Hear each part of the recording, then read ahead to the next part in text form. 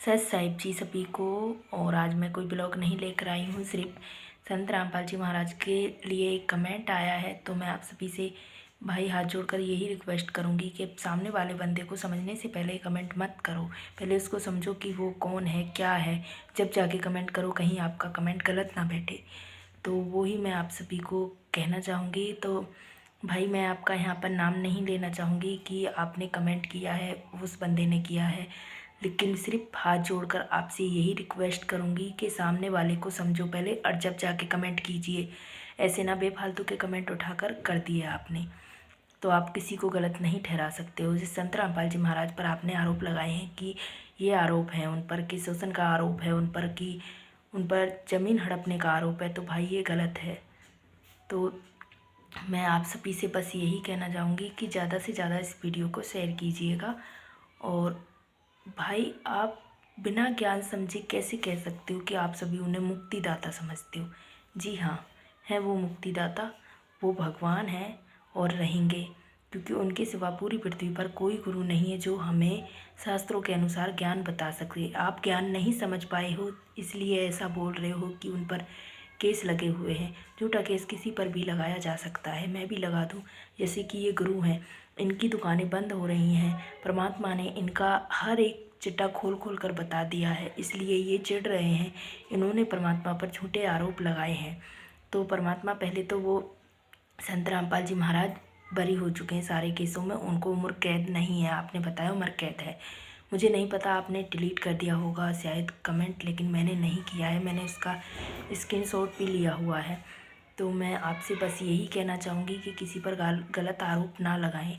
जिससे संत रामपाल जी महाराज पर आपने लगाया है, वो शास्त्रों अनुसार भक्ति देते हैं हमको, तो उन पर गलत आरोप नहीं लगा सकते हैं आप। हर किसी गुरु को एक पाले में मत तोलिए कि एक मछली गंदी है सारे तालाब को गंदा कर देती है, नहीं, ऐसा नहीं हो सकता। एक गंदी है मछली तो एक ही रहेगी, सारी नहीं हो सकती। तो आप संत रामपाल जी महाराज पर गलत आरोप ना लगाएं। सारे गुरुओं का उन्होंने एक एक बात खोल कर बताई है, यहाँ ये बताते हैं। तो उन गुरुओं ने चिढ़ के मारे गुरु जी पर गलत आरोप लगाए हैं, तो इसलिए वो जेल में है। और पहले तो वो जेल में है तो वो हमको लाभ दे रहे हैं, तो भगवान ही हमको लाभ दे सकता है, किसी आम इंसान की तो हिम्मत नहीं है कि वो हमें लाभ दे दे और जेल में बैठ करके। और वो फिर भी हमको लाभ दे रहे हैं। कृष्ण जी भी जेल में थे, उन्होंने भी लीला की थी। अगर आज कलयुग में परमात्मा स्वयं लीला कर रहे हैं तो आप सभी उन्हें आम इंसान समझ रहे हो कि वो आम इंसान है, लेकिन वो आम इंसान नहीं है, वो स्वयं परमात्मा आए हुए हैं, उनको समझिए। और आप गलत कमेंट करने से पहले 100 बार सोच लीजिए किसके बारे में क्या कहना है। वो गलत नहीं है भाई, आप उनका ज्ञान समझिए, ज्ञान समझोगे। शास्त्रों को खोल खोल कर वो दिखा रहे हैं, किसी गुरु ने आज तक नहीं दिखाया सिर्फ संत रामपाल जी महाराज के सिवा।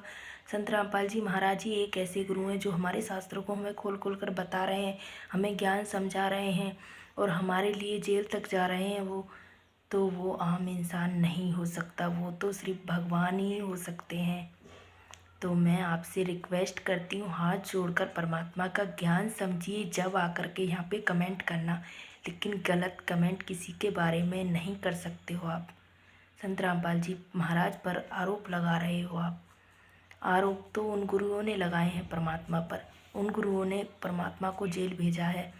तो मैं आपसे सिर्फ यही कहना चाहूँगी कि पहले उनका ज्ञान समझिए, जब जा कर के कमेंट कीजिए। आपने ज्ञान नहीं समझा, उठा कर के कमेंट कर दिया है। तो भाई मेरी आपसे रिक्वेस्ट है कि सत्संग सुनिए, 7:30 से 8:30 बजे तक परमात्मा का सत्संग आता है। जब ज्ञान समझिए और देखिए, मिलान कीजिए परमात्मा के सामने बैठ कर के परमात्मा क्या बता रहे हैं। चलिए, निवेदन है कि आप इस वीडियो को शेयर करोगे ज़्यादा से ज़्यादा और संत रामपाल जी महाराज के सत्संग सुनोगे। बस मेरी आपसे कोई दुश्मनी नहीं है भाई, मैंने आपका नाम नहीं बताया है क्योंकि आप सोशल मीडिया पर किसी का नाम बताना ठीक नहीं रहेगा। चलिए, मिलते हैं नेक्स्ट वीडियो में। सत साहिब जी सभी को।